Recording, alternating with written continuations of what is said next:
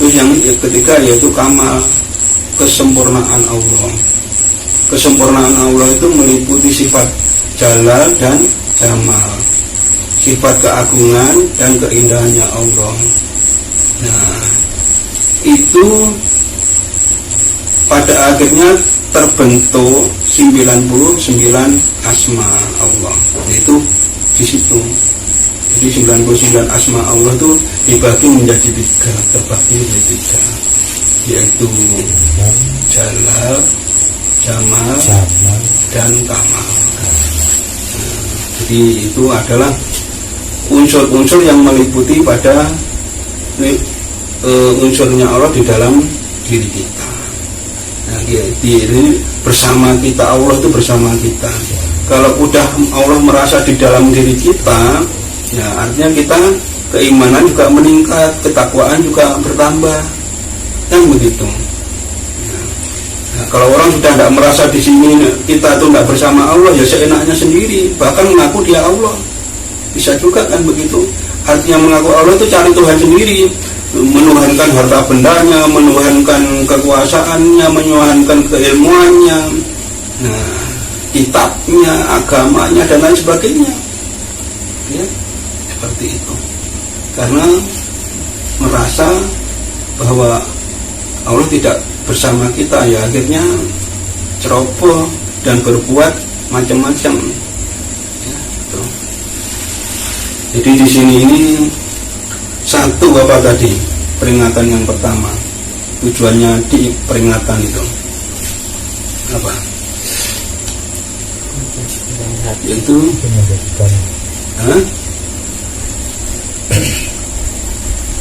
membersihkan hati. Ya, membersihkan hati.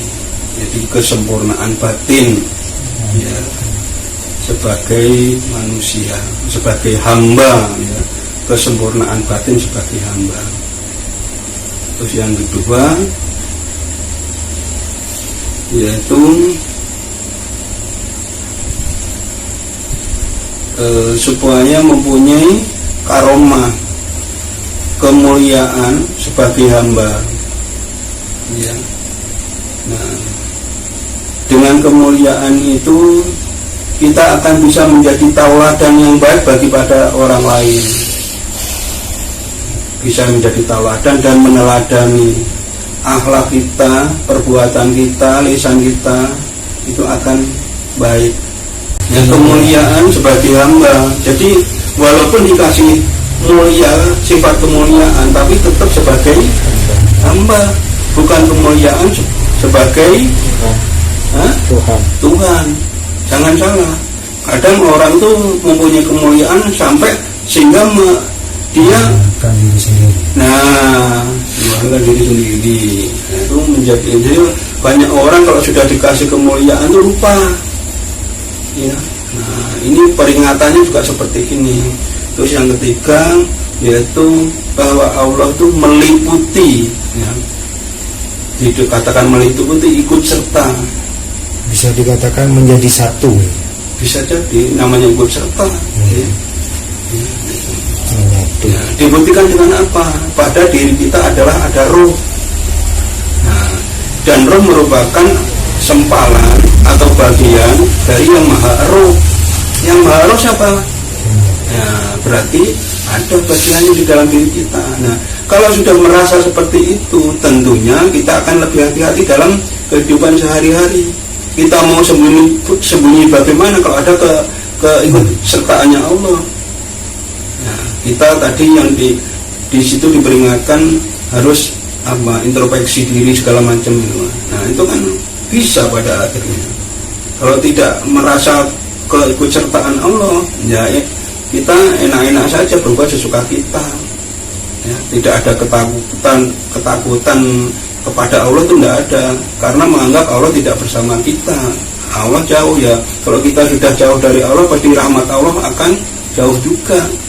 Pasti akan diazab. Ini tujuan dari peringatan ini.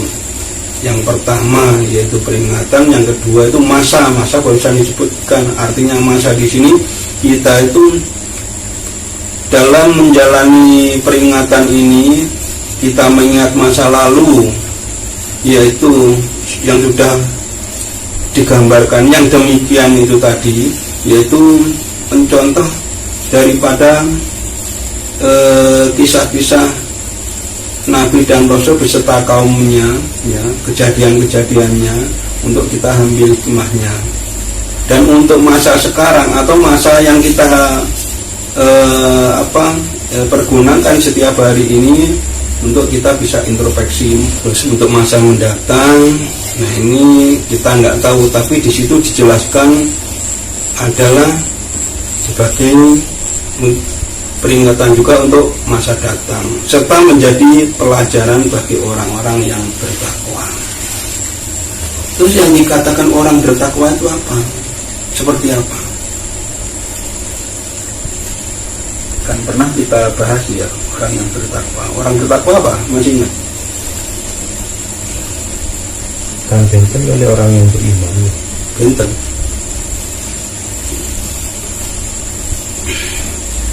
Jadi orang-orang yang bertakwa, dikatakan orang yang bertakwa itu orang-orang yang menjaga daripada murkanya Allah.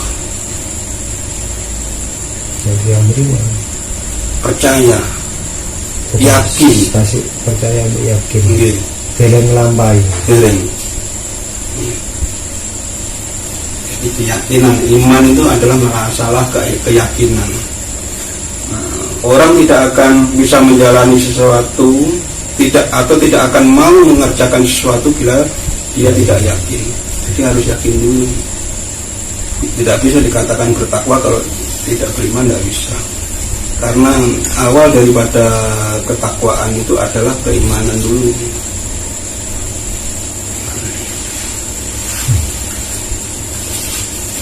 Jadi orang yang bertakwa itu yaitu orang-orang yang menjaga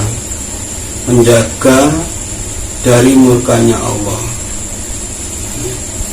Terus yang kedua, menjaga kebersihan hatinya. Ini ada hubungannya dengan tadi, yaitu kesempurnaan batin. Ya, diperingatkan itu untuk menjaga kesempurnaan batin, yaitu artinya suruh bertakwa ini tadi. Menjaga kebersihan hati, pada hati, menjaga keimanannya, keyakinannya. Jadi orang bertakwa itu keyakinan harus dijaga. Nah, kenapa kok dijaga? Iman itu tiap hari atau tiap saat naik dan turun. Nah, itu yang harus kita jaga. Jangan sampai lepas daripada kebersihan hati kita. Nah, dan sebagai tindakannya daripada yang tadi menjaga murka Allah, menjaga kebersihan hati, menjaga keimanan, yaitu dengan menjadi manusia yang sempurna, kesempurnaan sebagai hamba ya, secara zahir. Kalau tadi itu secara batin, nah untuk pelaksanaannya orang bertakwa ini harus secara zahir. Ya. Jadi umpamanya kita istighfar juga harus batin sama zahirnya. Kita sholat juga harus dengan batin dan zahirnya. Ya. Jadi pelaksanaan zahirnya. Jadi orangnya ini, pekerjaan orangnya. Kalau tadi keyakinannya, ya batin, kesempurnaan batin. Kalau yang sekarang ini orang bertakwa itu tadi dituntut kesempurnaan batin, tinggal pelaksanaan zahirnya. Artinya harus dijalani kedua-duanya, kesempurnaan batinnya dan kesempurnaan zahirnya, yang pada akhirnya orang bisa disebutkan adalah insan kamil. Ya. Jadi dari yang beriman ini belum tentu bertakwa. Belum tentu. karena cuman yakin ngetentok. Yakin. Dia bukan tahapannya masih ke sana.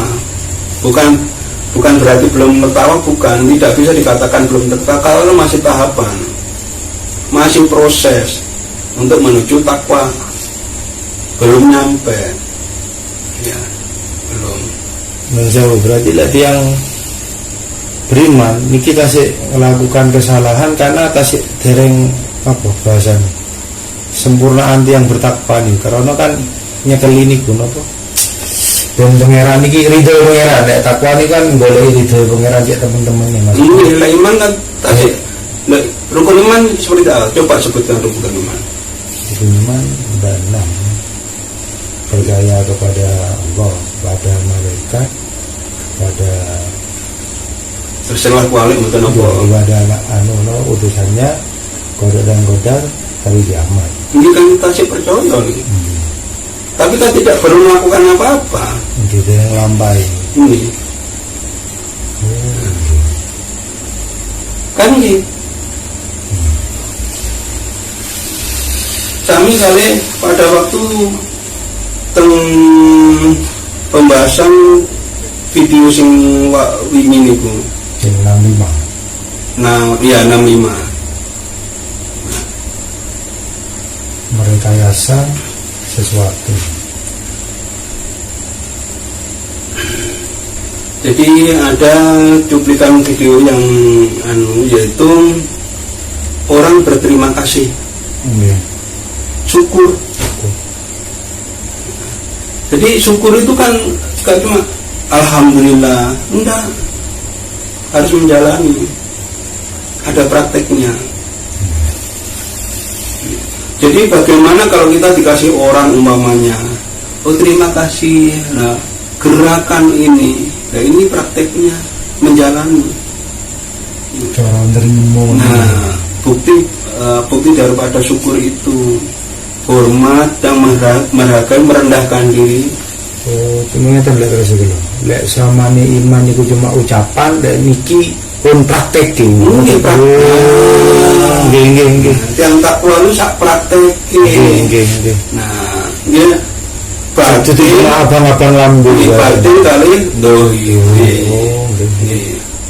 Ya lek wau niku hikmah berarti batin. Kan mulai hikmah ini dari kejadian-kejadian yang lalu ini. Nah, supaya menjadi orang bertakwa artinya kudu sak lakoni. Jadi kesempurnaan batin dan kesempurnaan lahir dan batin, jasmani rohani.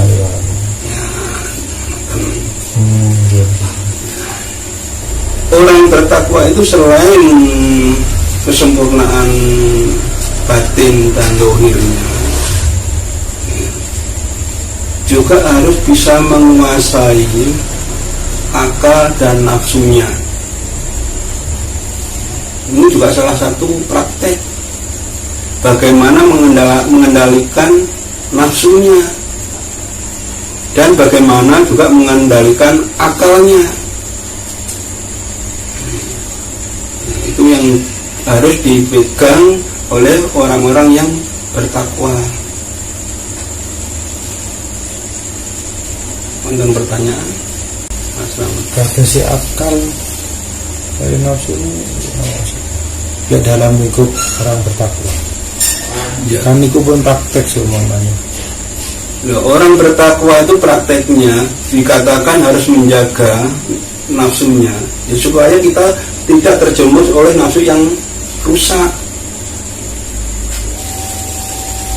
terutama 3 nafsu yang pernah kita sering bahas. Itu harus jaga, jangan sampai kena itu. Nah, nafsu itu nanti yang gerakkan akal, ya akalnya kita juga harus jaga, jangan sampai akal kita rusak karena didorong oleh nafsu yang rusak. Itu maksudnya. Akal kita kan kadang seringkali mengikuti nafsu yang rusak. Kalau nafsu yang baik tidak masalah. Yang dimaksud jaga itu untuk nafsu yang rusak. Jadi tinggal biar hanya nafsu yang baik. Nafsu itu ada 7 tingkat. 3 jelek, yang 4 bagus. Yang dimaksud jaga itu yang 4 ini, supaya terhindar dari yang 3. Nah, maksudnya seperti itu. Jadi beda ya, jaga sampai ditinggalkan. Nah, iya, ini menjaga yang 4, meninggalkan yang 3. Maksudnya, ya, menjaga yang 4. Jadi mulai nafsu yang baik sampai yang paling baik, terus nafsu yang paling hina sampai yang ya ketika-tikanya rusak, lebih rusak lah, maksudnya seperti itu. Termasuk seperti amarah, itu kan nafsu yang rusak, itu ditinggalkan.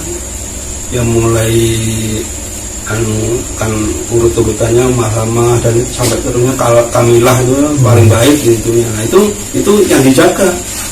Jadi terjaga dari nafsu yang tercela, maksudnya di sini. Suruh jaga nafsu. Nah, jadi menghindarkan 3 nafsu yang tercela, menjaga nafsu yang 4 yang baik, itu maksudnya. Nah, sama perangkatnya juga, yaitu akal. Ya, akal kita tidak boleh rusak ya, karena perangkatnya nafsu yaitu akal. Terus berikutnya kita harus bisa membedakan 2 hal, yaitu pengetahuan tentang kehambaan dan ketuhanan. Jadi kita harus benar-benar mengakui bahwa kita itu seorang hamba, makhluk sebagai hamba ya. Ini adalah uraian daripada yang tadi. Kadang kita dikasih kelebihan, dikasih kepintaran apapun, kelebihan apapun termasuk kepintaran, kesaktian, kekuasaan, ilmu segala macam. Kadang itu kita lupa bahwa diri kita sebenarnya adalah hamba yang lemah ya. Sudah merasa sok pinter, sok kuat segala macam, itu sudah lepas daripada kehambaan kita, itu sudah ya. Nah, itu orang takwa itu seperti itu. Kita harus terhindar daripada sifat-sifat itu tadi dan meyakini bahwa Allah itu segalanya bagi kita. Jadi yang dimaksud menyadari kehambaan dan ketuhanan seperti itu.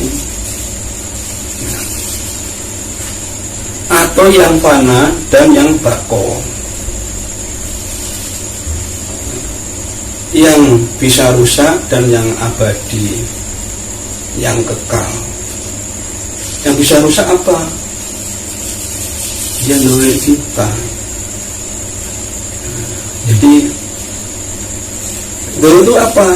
Ya, yang kita punya ini sudah diri kita, keberadaan kita dan lingkungan kita. Bumi dan diri. Nah, bumi dan isinya termasuk diri kita ini. Nah, itu bukan milik kita. Kita sebagai hamba hanya dititipi. Ya, harus sadar itu. Kalau kita tidak sadar itu, ya, merasa bahwa miliknya, kembali 3 nafsu itu muncul. Ya, ya, orang takwa harus menghindari itu. Ini ada kaitannya semua dengan tadi keterangan tadi itu.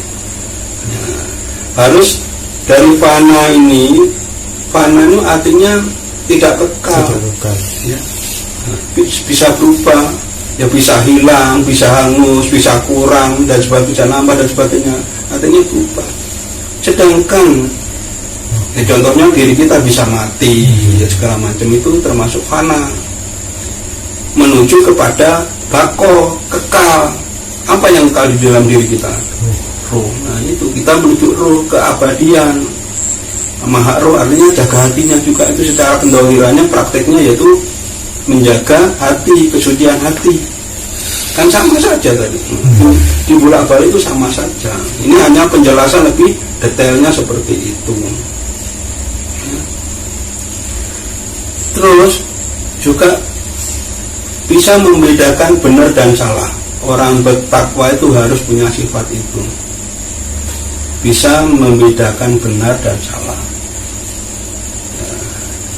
bertakwa itu seperti itu, cerdas, ya, waskito, kehati-hatian tingkat tinggi maksudnya. Waskito itu bisa membedakan benar dan salah, sangat hati-hati. Jadi orang yang ketakwaan tinggi itu mesti sangat hati-hati, bijaksana, rendah hati, dan sangat hati-hati. Sifatnya orang-orang bertakwa itu kayak gitu, dengan perilakunya, perkataannya, pola pikirnya, kebijaksanaannya, dan penyelesaian masalah itu dengan hati-hati dan cerdas. Biasanya seperti itu ciri-ciri orang yang bertakwa.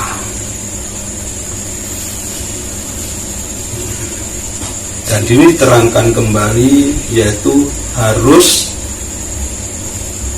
mempunyai kebersihan hati.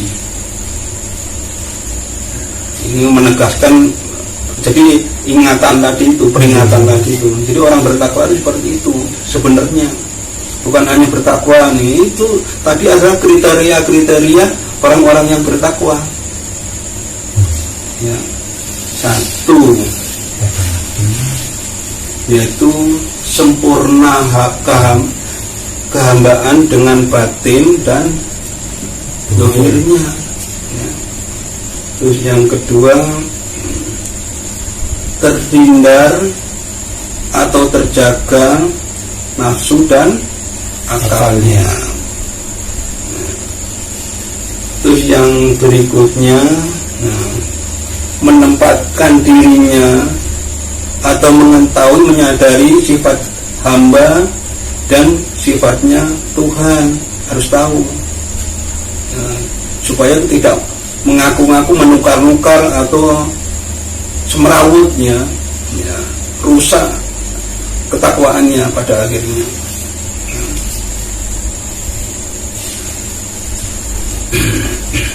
Terus bisa membedakan salah dan benar.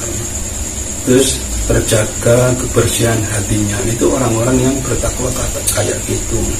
Sehingga sifat-sifat orang yang bertakwa itu rendah hati, bisa bijaksana, cerdas, akhlaknya baik, lisannya baik, ya, bisa menjadi tauladan yang baik juga. Ya, gitu. Jadi, seperti itu. Jadi teladan yang baik dan meneladani yang baik. Ya.